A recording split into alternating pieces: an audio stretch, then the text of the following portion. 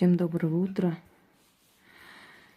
Итак, друзья мои, да, доброе утро, потому что раннее утро. Вы знаете, что я работаю по ночам. Я долго думала, подарить ли вам этот ритуал. Объясню, почему долго думала, потому что зрители должны, понимаете, созреть для этого. Они должны дорасти до этого. Они должны получить столько знаний, столько понимать, столько вникать. Я должна им столько подарить, чтобы потом я могла спокойно им подарить следующие, скажем, ритуалы все сильнее и сильнее.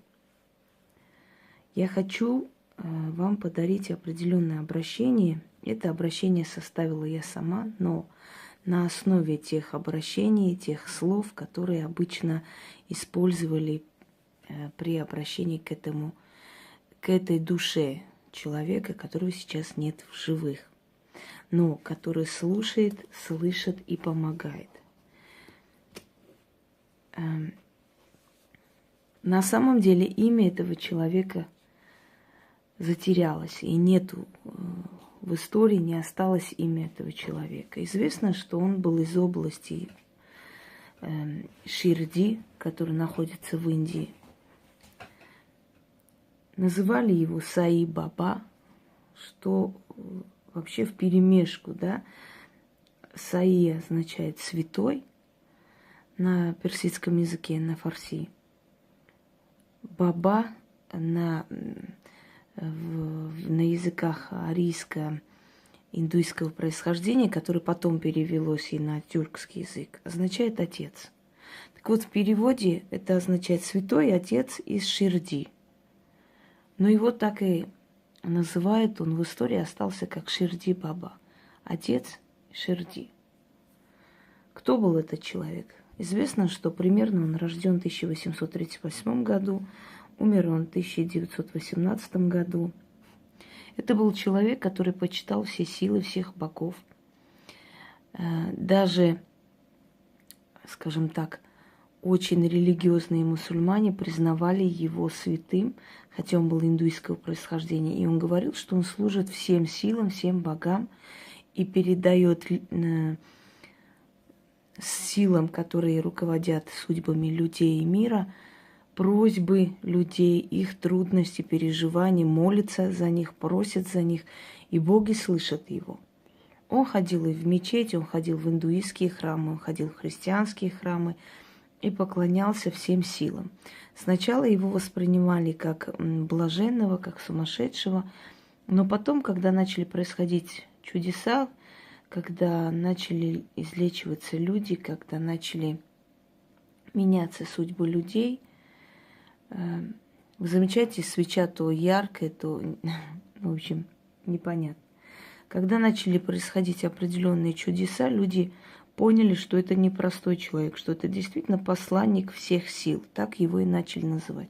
Посланник всех сил. И никто ему не препятствовал заходить в любой храм и молиться любому божеству. После его смерти, хотя было неизвестно, где он был похоронен, но после его смерти люди начали стекаться в те места, где он собирал людей, учил, рассказывал, как правильно жить. И начали просить у его души помощи. И он начал приходить во снах, он начал наставлять, он начал помогать, указывать дорогу, путь, он начал убирать препятствия с дороги человека. И люди поняли, что это непростой был человек. Он был действительно послан им для помощи. И после смерти его сущность, которая обладает огромной энергией, силой, а я вам говорила, что чем больше благодарных людей, чем больше людей, говорящих о тебе, тем сильнее твоя сущность и поле твоей сущности. То есть эгрегор твоей сущности, да, ты представляешь из себя определенную силу. Но есть вот, например, простые люди, а есть люди, которые были композиторы, поэты, писатели, военачальники и так далее. И никогда эти люди, знаменитые и известные, не станут обычными людьми, потому что у них есть определенные преимущества над обычным простым человеком. Они остаются в вечности. Про их имя говорили, говорят и будут говорить. А значит, эта душа чуть выше, чем душа простого человека. У него есть определенная сила, потому что эту душу постоянно питают воспоминаниями, постоянно питают памятью, да, благодарностью, отдают часть энергии этой душе. Вот то же самое касаемо подобных людей, как тот же самый Ширди Баба. Так вот, на основе вот этих поверий, на основе этих обращений я составила ритуал, которым я пользуюсь.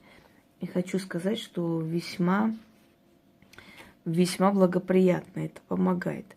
Но нужно обращаться к нему в самых таких случаях, когда вы понимаете, что вам очень это нужно.